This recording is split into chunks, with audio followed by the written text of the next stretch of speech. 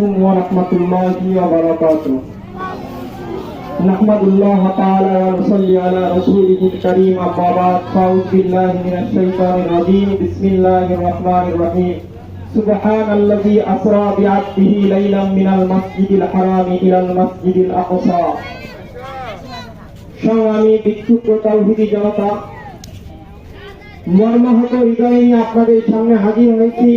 আমরা সকলেই জানি, আমরা যারা সোশ্যাল মিডিয়া ব্যবহার করি, আমরা সকলেই জানি আমাদের একটি মুসলিম রাষ্ট্র ফিলিস্তিন, এই ফিলিস্তিনের উপর ইহুদি কর্তৃক ইসরায়েল যে হামলা চালাচ্ছে এবং চালিয়েছে বিগত দিনে, তা খুবই ন্যক্কারজনক ঘটনা। আমরা সকলেই জানি মাসের পর মাস, দিনের পর দিন এই ইসরায়েল, এই ইহুদিবাদীরা মুসলমান রাষ্ট্রে ফিলিস্তিনের উপর মুসলমানদের প্রথম কেবলা আল আকসা মসজিদের উপর পর্যন্ত তারা বর্বরতার হামলা চালিয়েছে। সম্মানিত তাওহীদি জনতা, স্পষ্ট ভাষায় বলতে চাই, এই ফিলিস্তিন কিন্তু কোন মুসলমান গায়ের গড়ে, কোন পেশি শক্তির গড়ে দখল করে নাই।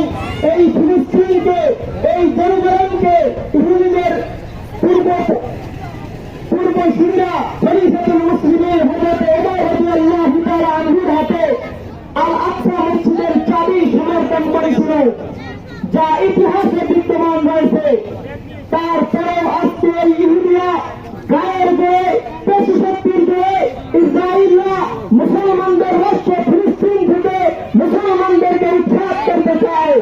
সম্মানিত তাওহীদি জনতা, স্পষ্ট ভাষায় বলতে চাই, যেই মুসলমানদের প্রথম কিবলা আল আকসা মসজিদ, এই মসজিদের হেফাজতের দায়িত্ব স্বয়ং আল্লাহ মহান রব্বুল আলামিন নিজেই নিয়েছেন। সেখানে যদি কোনো ইসরায়েলি বাহিনী হামলা চালাক হয়ে গেলে তারপরেও কিন্তু তারা কখনো মুসলমানদের সঙ্গে পারবে না।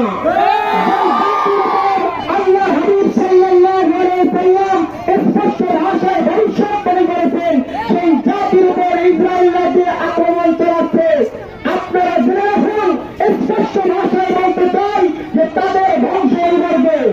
আমাদের স্পষ্ট দাবি বিশ্বের মুসলিম নেতাদের কাছে, বিশ্বের 57টি মুসলিম রাষ্ট্রগুলোর কাছে আমাদের স্পষ্ট দাবি, আপনারা সকলে ঐক্যবদ্ধ হয়ে ইসরায়েলের সঙ্গে সমস্ত সম্পর্ককে বয়কট করুন এবং ইসরায়েলি পণ্যকে আপনাদের দেশ থেকে বর্জন করে দেন।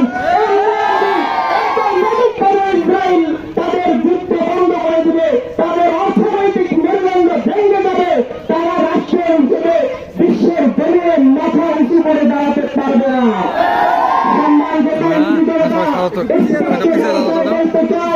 আমরা মুসলমান, আমরা তো সেই জাতি যে আমরা কামানের মুখোমুখি দাঁড়িয়ে আল্লাহু আকবার বলতে চাই, আমরা সেই জাতি। সম্মানিত তাওহীদি জনতা, আমরা আমাদের ঈমানের তাগিদে আজকে এই আন্দোলন, আজকের এই